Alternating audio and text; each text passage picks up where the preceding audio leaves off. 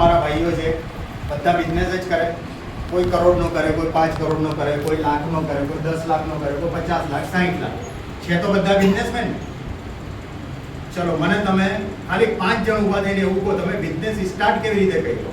એક જ સેન્ટેન્સમાં કેવા? એક જ સેન્ટેન્સ, વધારે સેન્ટેન્સ નહીં જોઈએ, આપણી પાસે સમય નથી. એક સેન્ટેન્સમાં કહી દો બિઝનેસ તમે કઈ રીતે સ્ટાર્ટ કર્યું. આપણે શબ્દો પકડીને ચાલવા, એટલો સમય તમારી પાસે નથી, મારી પાસે બી નથી, બરાબર? અને હું તો વધારે દુનિયાનો સૌથી સુખી માણસ, સૌથી સંપન્ન વ્યક્તિ અને હરવા ફરવાવાળો વ્યક્તિ, બરાબર છે. નવા નવા જ્ઞાન ગ્રહણ કરતો હતો. મેં ધંધો સ્ટાર્ટ કરેલો બોલવાનો 1976. આ મારો પરિચય, બરાબર. 1976માં બોલવાનું જ કામ કર્યું અને આજે બી બોલી રહ્યો. 1976માં પહેલી વખત બોલવા ગયેલો ત્યારે મારો 280મો નંબર હતો સાહેબ.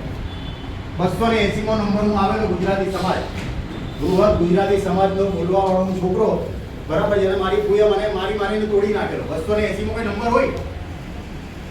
280મો કઈ નંબર હોય? 700 છોકરામાં 280મો મારો નંબર હતો, બરાબર છે. તો આ મારી જર્ની મેં ત્યાંથી મેં બોલવાની શરૂ કરી. તે પછી મારી જાતમાં મેં સુધારો કર્યો. ત્રીજા વર્ષે મારો 15મો નંબર હતો.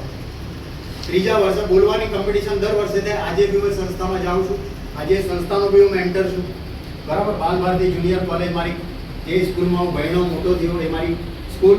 રામભાઈ દેસાઈએ મને ભણાવ્યો. રામભાઈનો એટલો જ ઋણી છું. આજે 99 વર્ષના છે. દર વર્ષે એક વખત એને હું મળવા જાઉં, બરાબર. જ્યારે નતમસ્તક થાઉં. તો આ મારી જે બી કંઈ આજે તમારી સામે છે સુરેશભાઈ, એ બધા ઘણા બધા ગુરુઓ છે, પણ રામભાઈ દેસાઈને હું માનું છું. તો આ મારું આજનું જે છે વક્તવ્ય એ રામભાઈ દેસાઈને સમર્પિત કરું, બરાબર. બિઝનેસમાં મેં કીધું પણ કોઈ મને જવાબ નહીં આવ્યો. હવે તમારો જવાબ જોઈએ 5 જણ.